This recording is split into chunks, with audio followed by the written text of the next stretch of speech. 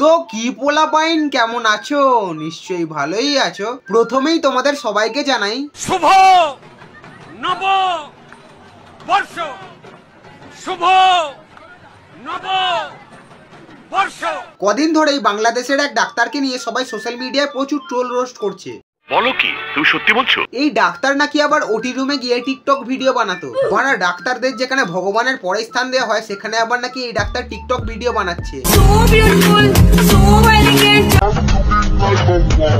তো চলো এই ডাক্তারকে নিয়েই আজ খেলা হবে, খেলা হবে।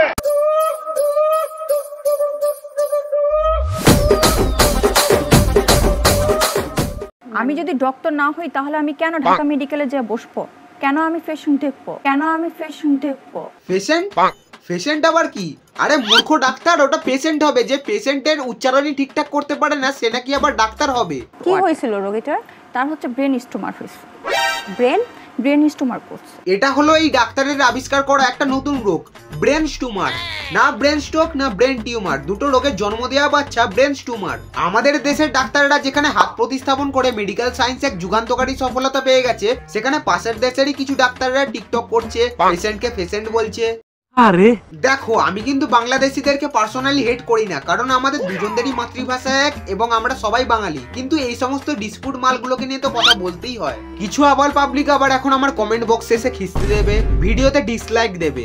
তারা সবাই ভাড় মে যায়, ভাড় মে। তো আইসিইউ তো সাধারণত আমরা জানি যে সেখানে খুব সিরিয়াস রোগীরা যায়, একটা মৃত্যুখানা। সেখানে আপনি ডক্টর হয়ে সেখানে টিকটক করছেন, আপনি কি আদৌ ডক্টর? ইয়েস, আমি ডক্টর। কেন হব না? আপনি কি বলছেন এগুলা? ইয়েস, কেন উনি ডাক্তার হবেন না? উনি তো শুধু শখেতে টিকটক করেন, আসলে তো উনি একজন প্রফেশনাল ডাক্তার। বলছি মামনি, তোমার ব্রেনে অন্তত একটু ছাগলের চর্বি ঢোকাও, কারণ এরকম শুষ্ক মস্তিষ্ক নিয়ে আলবাল বগলে কেউ ডাক্তার হয়ে যায় না। তো আপনি আইসিইউতে গিয়েছিলেন, আইসিইউ এর ফুল মিনিংটা কি? আইসিইউ ফুল মিনিংটা হচ্ছে, আইসিইউ হচ্ছে আপনার একটা রোগীর যে পেটের মধ্যে তাকে আইসিইউ হচ্ছে যে অক্সিজেনের জন্য কিন্তু ওই পেশেন্টটা কিন্তু বাইচা থাকে অক্সিজেনের মাধ্যমে। থাক, তোমাকে আর আইসিইউর মিনিং বলতে হবে না। একটা কথায় চারটে কিন্তু দিচ্ছে, তবু আইসিইউর মিনিং বলতে পারছে না। আইসিইউ এর ফুল ফর্ম হলো ইন্টেনসিভ কেয়ার ইউনিট। যে সমস্ত ভুয়া ডাক্তাররা আমার ভিডিওটা দেখছো, টুকটুক করে লিখে ফেলো কিছুতে, পরে কাজে লাগবে। ঠিক বলেছো। আমি কিছুই জানতে চাচ্ছি না, আমি শুধু আইসিইউ ফুল মিনিংটা জানতে চাচ্ছি আপনার। অ্যাকচুয়ালি এটা আমি সঠিক বলতে পারবো না। আপনি একজন ডক্টর, আপনি আইসিইউ নো, আমি বলতে পারবো না, কারণ এটা আমার ডিপার্টমেন্ট না। উনি নাকি আইসিইউ এর ডিপার্টমেন্টে নয় বলে আইসিইউ এর ফুল মিনিং বলতে পারবে না। আর একটা ছোট স্টুডেন্ট বলে দেবে আইসিইউ এর ফুল মিনিং, আর উনি ডাক্তার হয়ে বলতে পারবেন না। ও, উনি তো আবার ফেক ডাক্তার। সেল মাইরা দেবো। ওটির ফুল মিনিং কি? ওটির ফুল মিনিং হচ্ছে আপনার ওটি করাইতে হবে।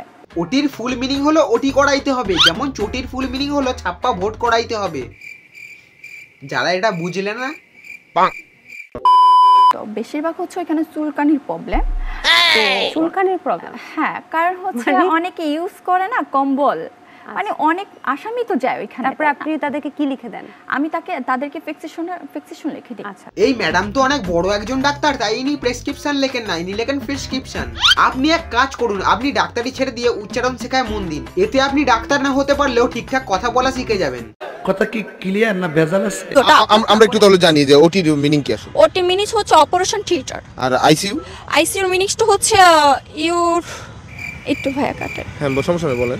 একটু কাটেন। হ্যাঁ, সমস্যা নেই, বলেন আপনি। সিসিইউ বুঝছি স্যার। আগের ইন্টারভিউতে ওটির ফুল ফর্ম বলতে পারেনি বলে এবারে ওটির ফুল ফর্মটা অন্তত মুখস্থ করে এসেছে, কিন্তু বাকিগুলো কিছুই জানে না। বলছি মামনি, শুধু টিকটক বানিয়ে আর রোগীদেরকে পায়খানার ওষুধ দিলে চলবে? একটু তো পড়াশোনাও চাই জীবনে। আচ্ছা, আর যদি আমি বলি আবারও যে প্রেসক্রিপশনের কথা যেটি বলা হচ্ছে, আমরা সবসময় লক্ষ্য করি ওষুধের লেখার আগে আরএক্স লেখা থাকে। এটা হচ্ছে ওষুধের প্রেসক্রিপশনের মধ্যে হচ্ছে নামটা ওষুধ লেখার আগে ওইটা আরএস লেখা থাকে। ওইটা নিয়ম, ওইটা রুলস। আরএস এস না এক্স। কথায় আছে ঘরে নেই শান্তি, মেয়ে হবে শ্রাবন্তী। এই ডাক্তারের ক্ষেত্রেও একই কেস। লাইফে কখনো ঠিকঠাক ভাবে পড়াশোনা করেনি, কিন্তু ডাক্তার হতে চলে এসেছে ঢাকা মেডিকেল কলেজে। এবার চলো দেখি এই ডাক্তারের কিছু টিকটক ভিডিও।